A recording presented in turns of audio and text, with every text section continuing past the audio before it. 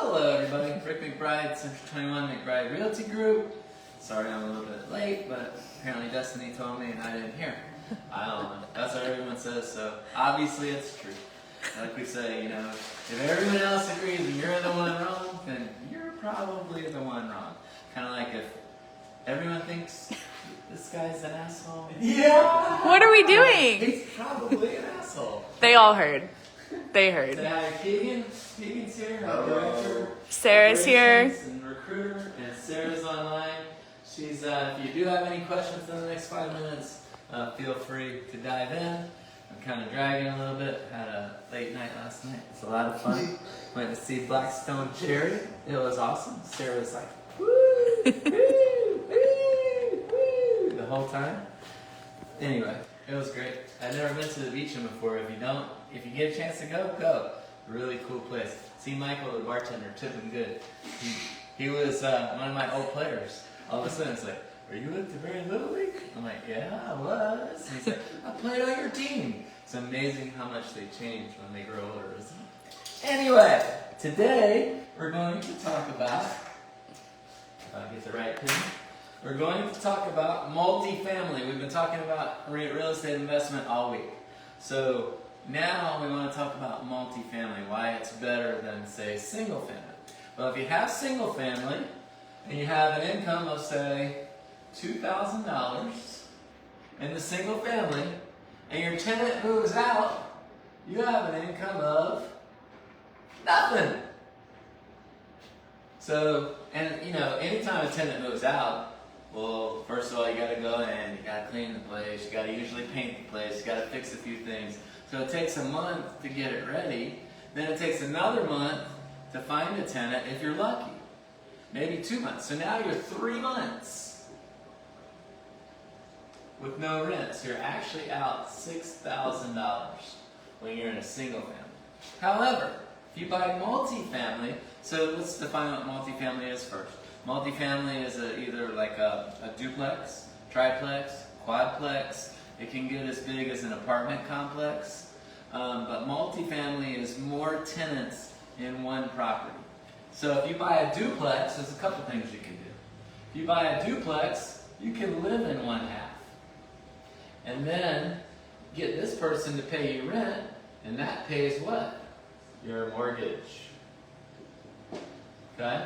The other option is, if you don't want to live in a duplex, you can buy this duplex and you can rent both sides.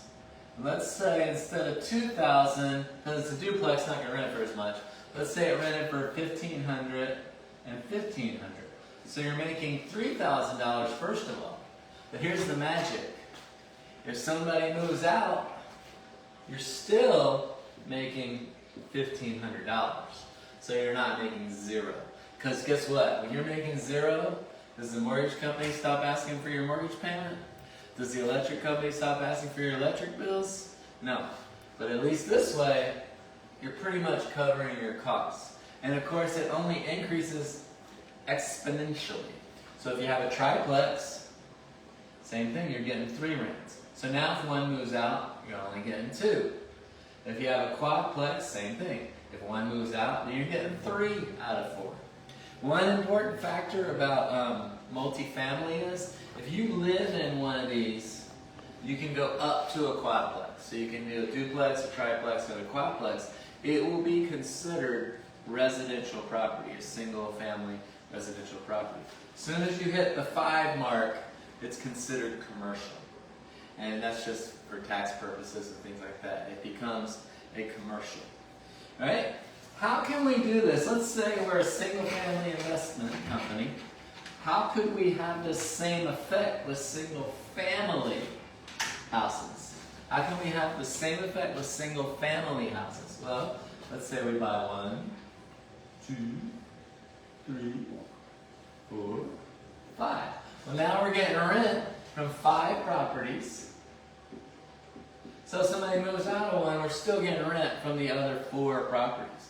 So remember yesterday we talked about, or maybe it's the day before, but we talked about if you had $100,000 to invest or $200,000 to invest, you could buy 1 property, or you could get 5 DSCR loans and do 5 properties for that same amount of money.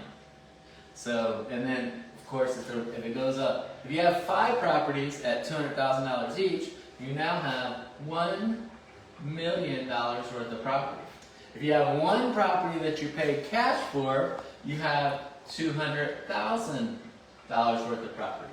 That Trisha turned around. Yeah, She she's said, going. She's going to the back door. So if you have, so you have 200,000. So if your property value goes up 10%, and you have 1 property at $200,000, well, that's not bad. You made 20 grand. But if you have 5 properties valued at $1 million and it goes up 10%, you just made $100,000. Not to mention the rent. So your cash flow probably going to be close to the same because you're going to have a little bit of cash flow to start here. You're going to have massive cash flow here.